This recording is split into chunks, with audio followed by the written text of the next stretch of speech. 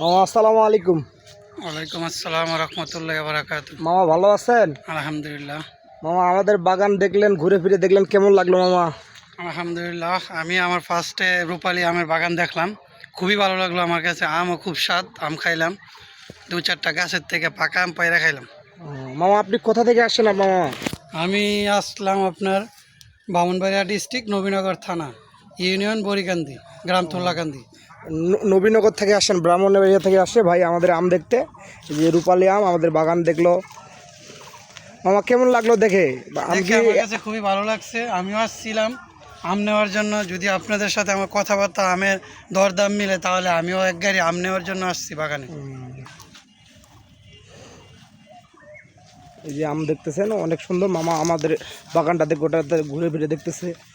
এই সাইজের আমগুলো আমাদের খুবই আপনারা দাম পাইবেন। আমাকে যদি এরকম সাইজের আম দিতে পারেন তাহলে মনে করেন আলহামদুলিল্লাহ পয়সা ভালো পাবেন। আমরা ওই কালা দাগ দুগ এরকম আম নেব না, আমরা সব ফ্রেশ আম নেব। একদম ফ্রেশ নেবেন না? ফ্রেশ সমস্যা নেই, আমাদের বাগানে একদম ফ্রেশ আম আছে। যেটা আম নিচ্ছি এটা আম ফ্রেশ আছে। এগুলা স্পটগুলো আপনারা আমি নেব না, এগুলো এগুলো আম নেবেন না? না তো আপনাদের এলাকায় কি এরকম আম আছে মামা?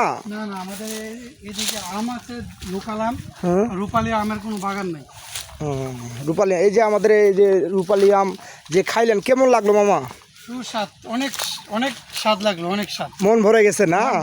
আমি খাইছি, আমি পেট ভরে খাইছি। এই যে গাছ থেকে পাড়া খাইলেন আম আপনি, খুব ভালো লাগলো না মামা? ভালো লাগলো, খুব ভালো লাগলো। এই যে আমাদের গাছে আম পাকছে এবং এই যে দেখেন এই যে আম পাকা আম।